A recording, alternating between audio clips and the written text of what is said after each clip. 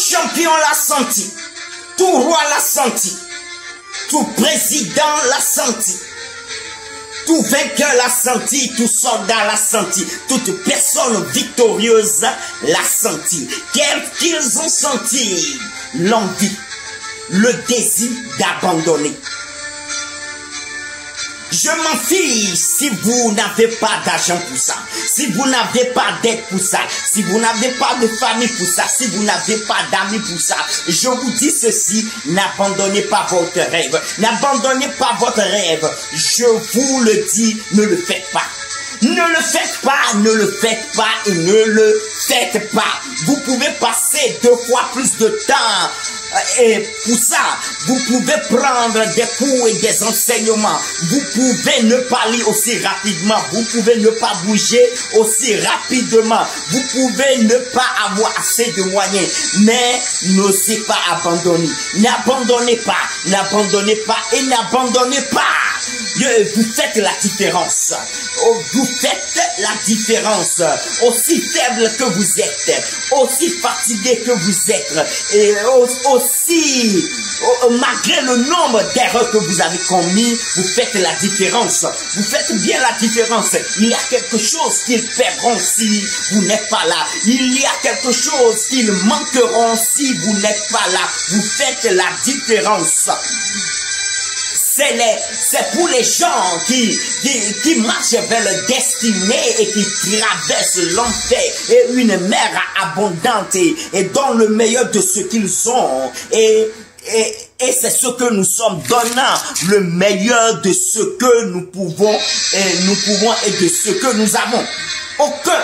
Même si vous n'avez jamais cassé un ruban ou obtenir des trophées, vous faites la différence. Si seulement vous pouvez apprendre à comment vous accrocher à votre rêve, à votre destinée, à votre rêve, accrochez-vous. Je ne vais pas vous mentir, mais il y a des jours, je n'ai pas envie de me lever du lit. Je n'ai pas envie de mettre des habits. Il y a ces jours sont vraiment ténébreux, que le seul désir est de sortir, prendre la voiture, continuer et jamais s'arrêter. Mais tu dois savoir que tu fais la différence.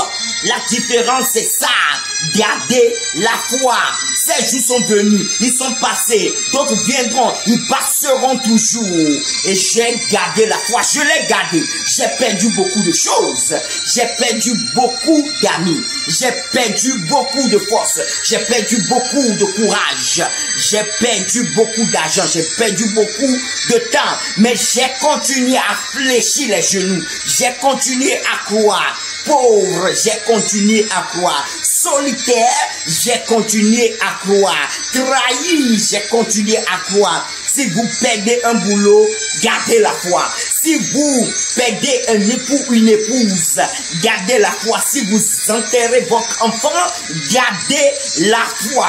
Si vous êtes toujours en bas et du mauvais côté, gardez la foi. Si vous ressentez les séquelles et les inconvénients de ces choses, gardez la foi. Si étant adulte, vous devez retourner chez vos parents pour y habiter, par manque de moyens, je vous dis ceci, gardez seulement la foi. Si vous arrivez au bout du ruban, gardez la foi. Si vous devez vous efforcer à chaque fois, gardez la foi. Si vous tombez malade, gardez la foi. Si vous perdez un rein, gardez la foi. Si vous avez des problèmes de cœur, gardez la foi. Mais si vous ne pouvez pas avoir un nouveau cœur, gardez la foi. Parce que la foi est ce que Jésus-Christ a enseigné. La Bible dit dans Hébreux 11, verset 1er. Or, la foi est une ferme assurance des choses qu'on espère. Une démonstration de celles qu'on ne voit pas. Et le verset 6 dit, or sans la foi, il est impossible à ceux qui s'approchent de Dieu de croire qu'il existe et qu'il est, il est impossible à ceux qui s'approchent de Dieu de croire qu'il existe et qu'il est le rémunérateur de ceux qui le cherchent. Alléluia. Que cette parole te bénisse au nom de Jésus.